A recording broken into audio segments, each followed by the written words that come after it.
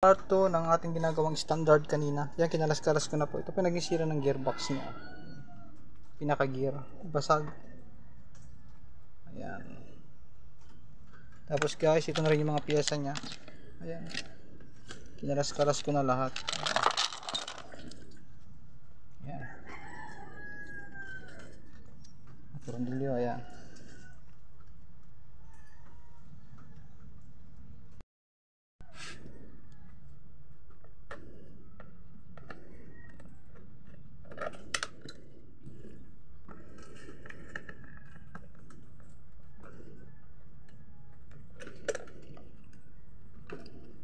Ito pala ay re-recondition na natin to.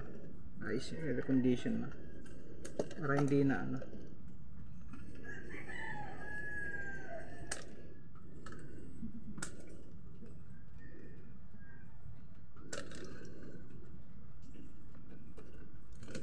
Ayan guys, oh.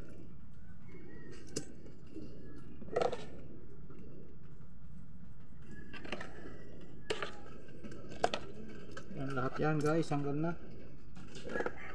So, ganyang motor.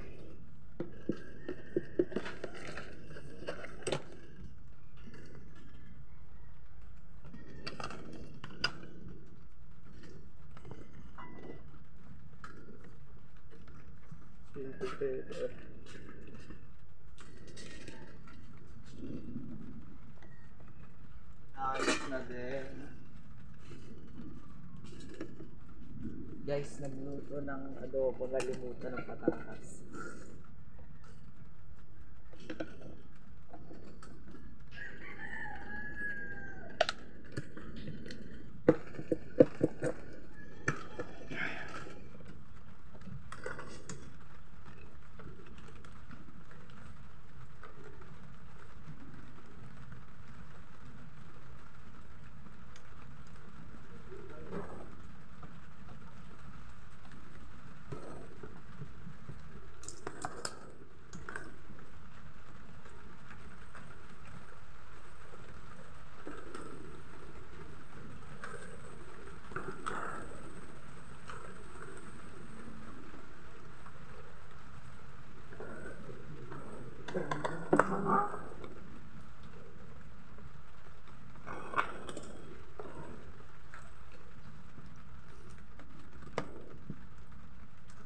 Yeah guys, yan, tanggal na lahat.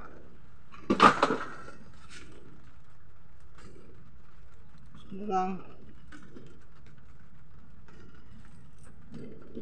Yan, yung leeg.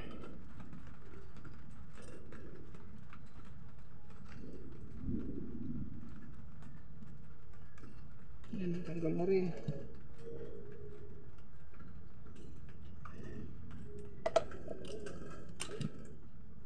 Tapos yung motor,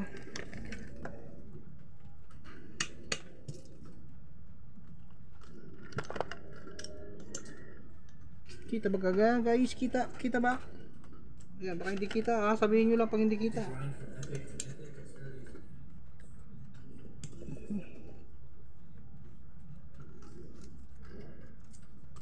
Guys, hiwa-hiwalay na ba eh.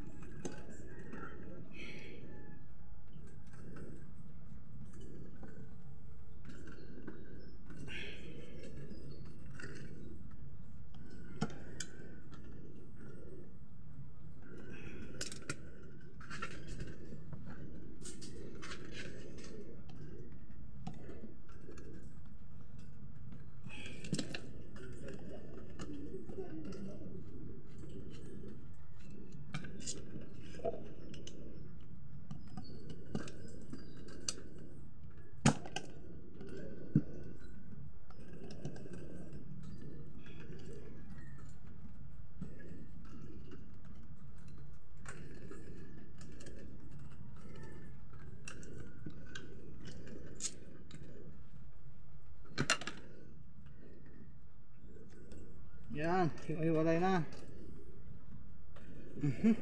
Stock up na. Yun stock up. Kitang kita Ayan guys, kitang kita stock up. Safety.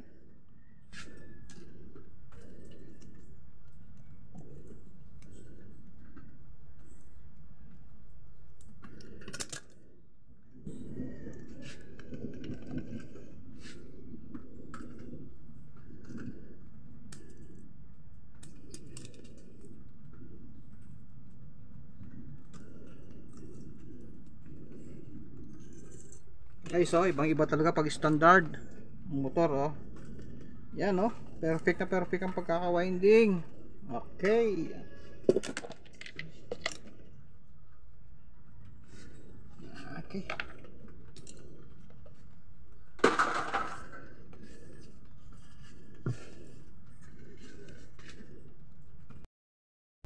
ayan na nga pala yung mga natin guys. So ayan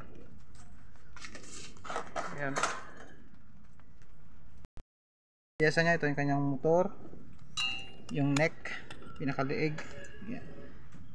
Ito yung kanyang housing ng motor. Ayan yung mga housing ng motor. Malalagkit na, walang ayan.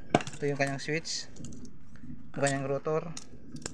Ayan yung rotor niya, ito yung switch. Plus ito yung mga tornilyo niya. Ayan. Ayan yung mga tornilyo guys. Kalat na. Ang naging sira lang po nito ay itong kanyang neck. Ayan yung pinakita ko kanina. Ito na lang naging sira niyan. Yan guys, pagka nalilisan natin to, i-assemble na natin.